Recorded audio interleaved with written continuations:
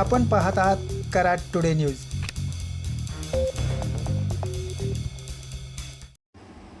पुणे बेंगलोर राष्ट्रीय महामार्गावर उंबरज भोसलेवाडी नजीक अवकाळी पावसाने महामार्गावर पाणी साचल्याने वाहतूक विस्कळीत झाली। सातारा बाजूकडे जाणाऱ्या मार्गावर जणू नदीचे स्वरूपच प्राप्त झाले होते।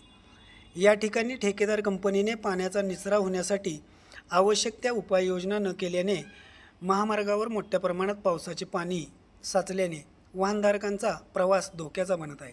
गतवर्षीही पावसामुळे या ठिकाणी महामार्गाला नदीचे स्वरूप प्राप्त झाले होते, मात्र त्यानंतरही त्या ठिकाणी कोणतीही उपाययोजना न झाल्याने या परिसरातील ग्रामस्थ वाहनधारकांमध्ये संताप व्यक्त केला जात आहे। आज शनिवार दिनांक 9 मे रोजी घेतलेले दृश्य आपण या व्हिडिओच्या माध्यमातून पाहत आहात।